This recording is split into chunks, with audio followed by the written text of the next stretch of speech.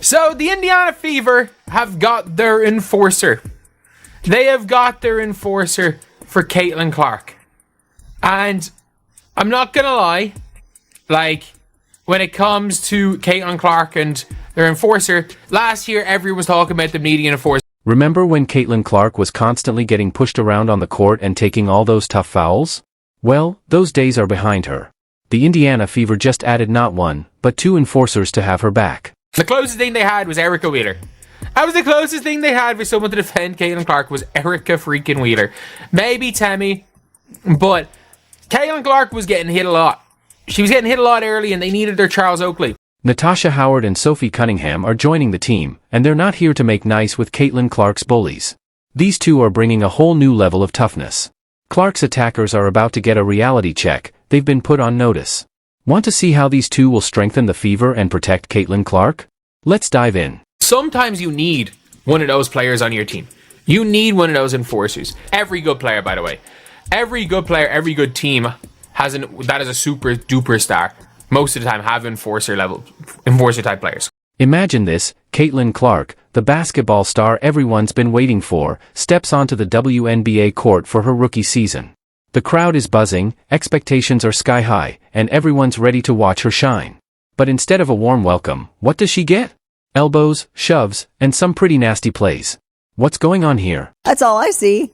They try so long to get respect for women's basketball, and then they treat it like a junior high school girl's locker room.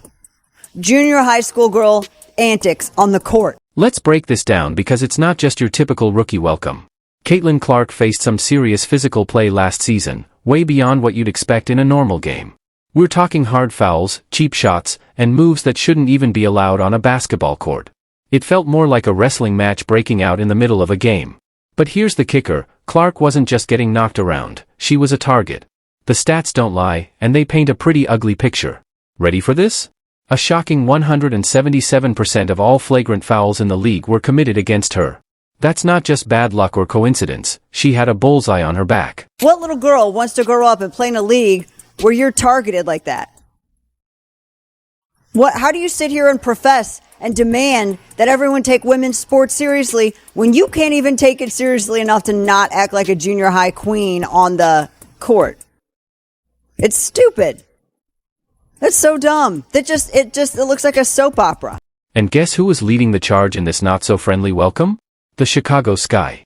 They were responsible for 80% of those flagrant fouls against Clark. Talk about holding a grudge. It was like they took one look at her talent and thought, nope, we can't have that. Was it jealousy? Fear?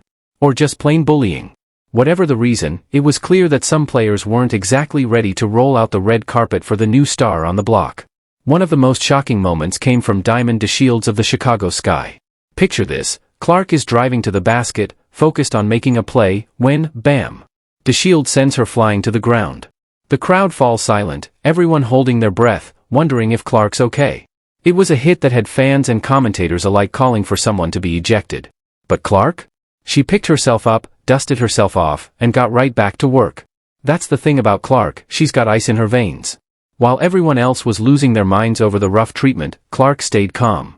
She didn't back down or let it shake her. After a particularly brutal foul from Kennedy Carter, Clark simply said, "That's just not a basketball play," and then added, "But you've got to play through it." Talk about mental toughness. Here's Clark. The 29 points gets tripped up.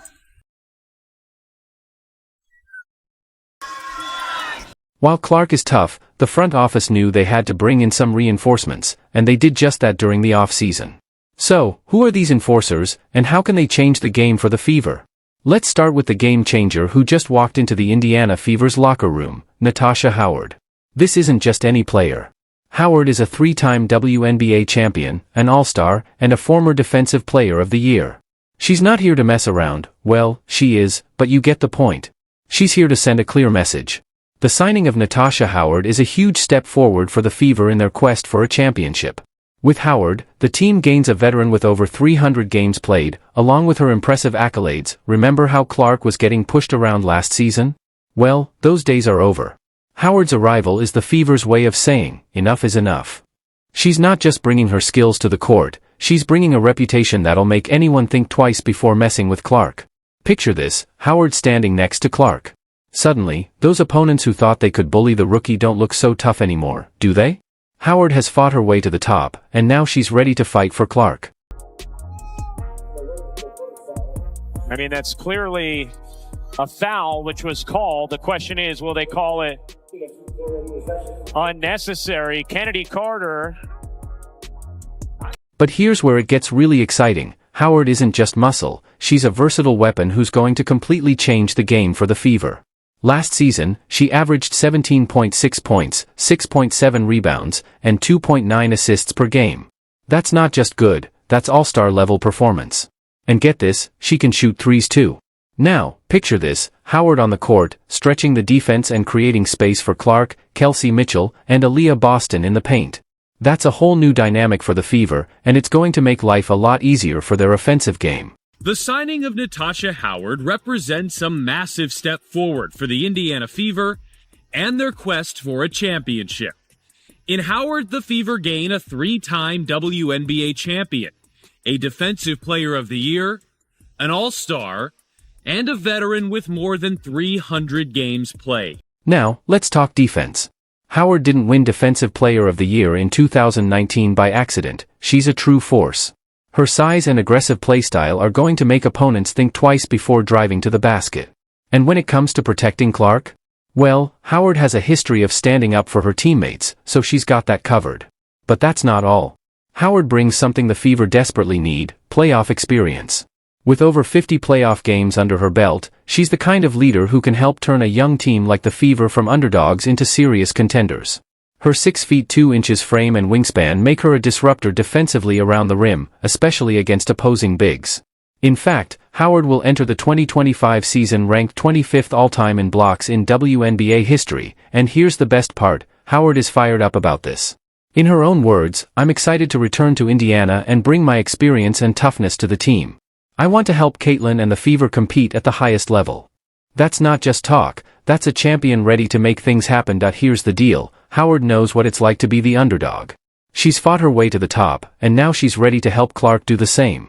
It's not just about protecting Clark from bullies, it's about teaching her how to dominate at the highest level. But all of that, and we haven't yet touched upon what Howard does best: defend. Howard was named Defensive Player of the Year in 2019 and has finished in the top 10 of the Defensive Player of the Year voting 3 times in her career. Howard has averaged at least 1 block and 1 steal per game in each of her last 7 seasons. And that versatility is really what makes her a weapon on defense. Just when you thought the Fever were done making moves, they pulled another ace from their sleeve. Sophie Cunningham is coming to town, and she's here to put the bullies in their place. She's going to shake things up and ensure Caitlin Clark can focus on what she does best, dominating the game. Now, you might be thinking, Sophie who? Well, let me tell you, this woman is a force to be reckoned with. She's a sharpshooter with a mean streak, exactly what the Fever needed. And get this, the Fever traded Alyssa Smith and the 8th pick in the 2025 draft to bring Cunningham in. Sounds crazy, right? Wrong. It's pure genius. Last season, with a minimum of 25 games played, Natasha Howard was one of just 13 players to average 18 points per game. She was one of 16 players to average 7 rebounds per game. And the list of players to average both 18 and 7 last year, short and elite: Asia Wilson, Brianna Stewart, Nafisa Collier, Brittany Griner, and yes, Natasha Howard. Cunningham isn't just tough, she can shoot. Last season, she nailed 37.8% from three-point range. That's not just good, that's dangerous. Now, picture this, Cunningham and Clark side by side. One's a sharpshooter, the other's a playmaker, and both of them tough as nails. That's a duo no defense wants to face. That wingspan and 6'2" height allows her to be disruptive defensively around the rim on opposing bigs too. In fact, Howard will enter the 2025 season 25th all-time in blocks in WNBA history. Caitlin Clark was getting hit a lot. She was getting hit a lot early, and they needed their Charles Oakley. You've got that in Sophie Cunningham. There are so many videos of Sophie Cunningham just starting brawl. There's more to Cunningham than just her shooting. Remember the All-Star game when everyone thought Cunningham was trying to recruit Clark to Phoenix? Well, it turns out it might have been the other way around. Clark knew exactly what she needed, a teammate who could not only stretch the floor but also had her back when things got tough. Sophie Cunningham, in general, is just wild. Wild is the best word I can use to describe Sophie Cunningham. And, like, it is just, it's carnage. Like, it's carnage a lot of the time when Sophie Cunningham gets involved with anything. The amount of fights that Sophie Cunningham has been involved in is mental. She hits a three, Maisha Hines-Allen fouls her, and then tries to step over, and then Sophie Cunningham grabs her leg. Nobody's going near Maisha Hines-Allen, but no, Sophie Cunningham will start the fight. The refs are trying to break it up. None of the Mercury players are going to go near Maisha Hines-Allen. They're scared. She's scared of bejesus out of them. Maisha Hines-Allen is one of the toughest players in this league. Sophie Cunningham going head to head straight with her. If you step over anyone, you deserve to smoke. Unnecessary foul followed by the step over. Like Sophie Cunningham, there are so many things where it's like part of it her fault, part of it not her fault, but she will not back down. She will not back down under any circumstances from anything. And that is what the Indiana Fever need. If somebody hits Caitlin Clark, if somebody does what Victoria Vivians did to Caitlin Clark, it's not going to be Caitlin Clark that's getting involved to be teed up. Sophie Cunningham's in there. You take the technical foul. You take